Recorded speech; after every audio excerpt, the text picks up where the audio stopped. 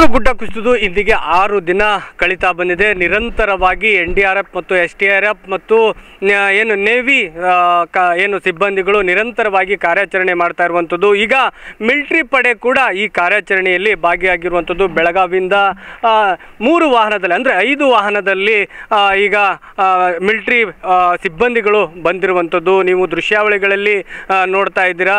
50 ಜನರು ಮಿಲಿಟರಿಯ ಸೈನಿಕರು ಈಗ ಈ ಕಾರ್ಯಾಚರಣೆಯಲ್ಲಿ ಭಾಗಿಯಾಗಿರುವಂಥದ್ದು. ಬೆಳಗಾವಿಯಿಂದ ಆಗಮಿಸಿದ್ದಾರೆ. ಈಗ ಇಲ್ಲಿ ಏನು ಘಟನೆ ನಡೆದಿದೆ ಅನ್ನೋದನ್ನು ಸೂಕ್ಷ್ಮವಾಗಿ ಗಮನ ಹರಿಸ್ತಾ ಇರುವಂಥ ಮಿಲಿಟರಿ ಪಡೆಯ ಸಿಬ್ಬಂದಿಗಳು ಇನ್ನೇನು ಕೆಲವೇ ಹೊತ್ತಿನಲ್ಲಿ ಆರ್ಡರ್ ಬಂದ ತಕ್ಷಣ ಕಾರ್ಯಾಚರಣೆಗೆ ಇಳಿಯುವಂಥದ್ದು. ಈಗ ನನ್ನ ಎಡಭಾಗದಲ್ಲಿ ಬಲಭಾಗದಲ್ಲಿ ನಿಮಗೆ ತೋರಿಸ್ತಾ ಹೋಗ್ತಾ ಇದ್ದೀನಿ. ಏನು ಶಿರೂರು ಗುಡ್ಡ ಕುಸಿದು ಕುಮಟಾ ಮತ್ತು ಅಂಕೋಲಾ ರಾಷ್ಟ್ರೀಯ ಹೆದ್ದಾರಿ 66 ಬಂದ್ ಆಗಿತ್ತು. ಈಗ ಒಂದು ಬದಿಯ ಕಾರ್ಯಾಚರಣೆ ಒಂದು ಬದಿಯಲ್ಲಿ ಬಿದ್ದಂಥ ಮಣ್ಣನ್ನು ತೆರವುಗೊಳಿಸಲಾಗ್ತಾ ಇದೆ. ಜೊತೆಗೆ ಈಗ 7 ಮೃತದೇಹಗಳನ್ನು ಹೊರತೆಗೆಯಲಾಗಿರುವಂಥದ್ದು. ಇನ್ನೂ 4-5 ಜನರು ಗಂಗಾವಳಿ ನದಿಯಲ್ಲಿ ಇದ್ದಾರೆ ಅನ್ನುವಂಥ ಮಾಹಿತಿ ಇರುವಂಥದ್ದು. ನಾನೀಗ ದೃಶ್ಯಾವಳಿಗಳಲ್ಲಿ ತೋರಿಸ್ತಾ ಹೋಗ್ತಾ ಇದ್ದೀನಿ.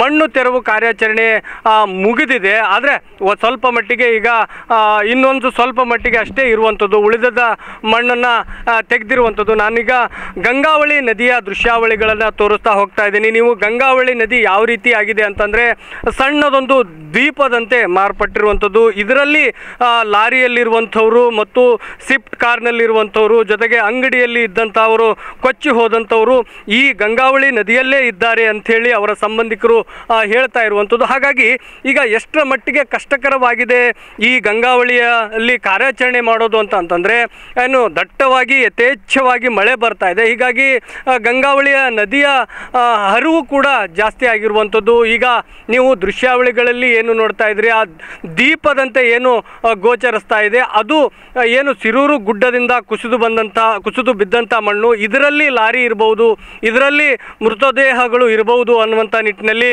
ಈಗ ಈ ಗಂಗಾವಳಿ ನದಿಯಲ್ಲಿ ಶೋಧ ಕಾರ್ಯ ಮಾಡುವಂಥ ಅನಿವಾರ್ಯತೆ ಇದೆ. ಹೀಗಾಗಿ ಮಿಲಿಟರಿ ಪಡೆಯನ್ನು ಕೂಡ ರಾಜ್ಯ ಸರ್ಕಾರ ಆಹ್ವಾನ ಮಾಡಿತ್ತು. ಈಗ ಅವರು ಕೂಡ ಬಂದಿರುವಂಥದ್ದು. ಇವತ್ತು CM ಸಿದ್ದರಾಮಯ್ಯನವರು ಕೂಡ ಬಂದು ಏನು ವಿರೋಧ ಪಕ್ಷದವರು ಮಂದಗತಿಯಲ್ಲಿ ಕಾಮಗಾರಿ ನಡೀತಾ ಇದೆ, ಕಾರ್ಯಾಚರಣೆ ನಡೀತಾ ಇದೆ ಅಂತೇಳಿ ಆರೋಪ ಮಾಡ್ತಾ ಇದ್ರು.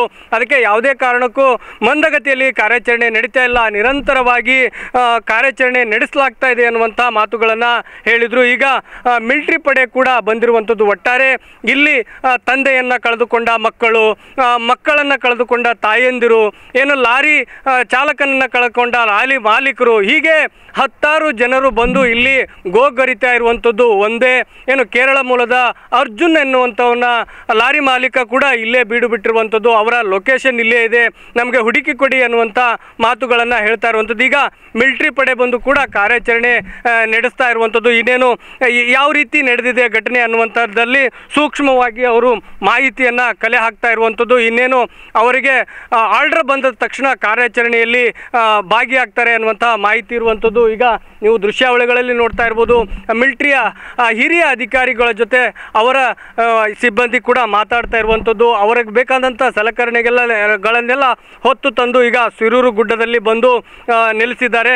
ಈಗ ಕಾರ್ಯಾಚರಣೆ ಇನ್ನೇನು ಕೆಲವೇ ಹೊತ್ತಿನಲ್ಲಿ ಆರಂಭವಾಗುತ್ತೆ ಅನ್ನುವಂಥ ಮಾಹಿತಿ ಇರುವಂಥದ್ದು. 50 ಜನರು ಈಗ ಬಂದಿದ್ದಾರೆ ಅನ್ನುವಂಥ ಮಾಹಿತಿ ಇರುವಂಥದ್ದು. ಒಟ್ಟಾರೆ ಶಿರೂರು ಗುಡ್ಡ 10 ಅವಘಡಗಳಿಗೆ ಸಾಕ್ಷಿಯಾಗಿದೆ. ಶಿರೂರು ಗುಡ್ಡದಲ್ಲಿ ಸುರಿಯುತ್ತಿರುವಂಥ ಉತ್ತರ ಕನ್ನಡ ಜಿಲ್ಲೆಯಲ್ಲಿ ಸುರಿಯುತ್ತಿರುವಂಥ ಧಾರಾಕಾರ ಮಳೆ ಮರಣ ಮೃದಂಗವನ್ನು ಬಾರಿಸ್ತಾ ಇದೆ. ಕಳೆದ 6 ದಿನಗಳಿಂದ ತಮ್ಮವರನ್ನು ಕಳೆದುಕೊಂಡ ಜನರು ಕಣ್ಣೀರು ಇಡುತ್ತಿದ್ದಾರೆ. ಹೀಗಾಗಿ ಕೂಡಲೇ ಹುಡುಕಿ ಕೊಡಬೇಕು ಅನ್ನುವಂಥ ಆಗ್ರಹ ಕೂಡ ನಡೀತಾ ಇರುವಂಥದ್ದು. ಮಿಲಿಟರಿ ಪಡೆ ಕೂಡ ಈಗ ಈ ಕಾರ್ಯಾಚರಣೆಯಲ್ಲಿ ಭಾಗಿಯಾಗಿದೆ. ಇನ್ನೂ ತ್ವರಿತಗತಿಯಲ್ಲಿ ಕಾರ್ಯಾಚರಣೆ ನಡೆಸಿ ಇನ್ನೂ 4 ಜನರು ಕಾಣೆಯಾಗಿದ್ದಾರೆ ಅನ್ನುವಂಥ ಮಾಹಿತಿ ಏನಿದೆ. ಸರ್ಕಾರದ ಮಾಹಿತಿ ಪ್ರಕಾರ 10 ಜನ ಮೃತಪಟ್ಟಿದ್ದಾರೆ ಅನ್ನುವಂಥ ಮಾಹಿತಿ ಇರುವಂಥದ್ದು. ಆದರೆ ಸ್ಥಳೀಯರ ಪ್ರಕಾರ ಈ ಸಾವಿನ ಸಂಖ್ಯೆ ಹೆಚ್ಚಿಗೆ ಇದೆ ಅನ್ನುವಂಥ ಮಾತುಗಳನ್ನು ಹೇಳ್ತಾ ಇರುವಂಥದ್ದು. ಒಂದು ಟ್ಯಾಂಕರ್ ಇದೆ, ಲಾರಿ ಇದೆ, ಶಿಫ್ಟ್ ಕಾರ್ ಇದೆ, ಇಲ್ಲಿ ಜಳಕ ಮಾಡಲಿದ್ದವರು ಹೋಗಿದ್ದಾರೆ. ಹೀಗೆ 10 ಮಂದಿ ಕೂಡ ಇಲ್ಲಿ ಬಂದು ಕಾಣಿಯಾಗಿದ್ದಾರೆ ಅನ್ನುವಂಥ ಮಾತುಗಳನ್ನು ಹೇಳ್ತಾ ಇದ್ದಾರೆ. ಆದರೆ ಜಿಲ್ಲಾಡಳಿತವೂ ಕೂಡ ಇದನ್ನು ಗಂಭೀರವಾಗಿ ಪರಿಗಣಿಸಿ ಕಾರ್ಯಾಚರಣೆಯನ್ನು ಮಾಡ್ತಾ ಇದೆ. ಈಗ ಕೊನೆಯದಾಗಿ ಕಾಡ್ತಾ ಇರೋದು ಏನಪ್ಪಾ ಅಂತಂದರೆ ಇನ್ನು ಉಳಿದಂಥವ್ರನ್ನ ಯಾವಾಗ ಪತ್ತೆ ಹಚ್ತಾರೆ ಅನ್ನುವಂಥದ್ದೇ ಯಕ್ಷ ಪ್ರಶ್ನೆಯಾಗಿ ಕಾಡ್ತಾ ಇದೆ. ಹೀಗಾಗಿ ಏನು ಗಂಗಾವಳಿ ನದಿಯಲ್ಲಿ ಯಥೇಚ್ಛವಾಗಿ ಮರದ ದಿನ್ನೆಗಳು ಬರ್ತಾ ಇದ್ದಾವೆ.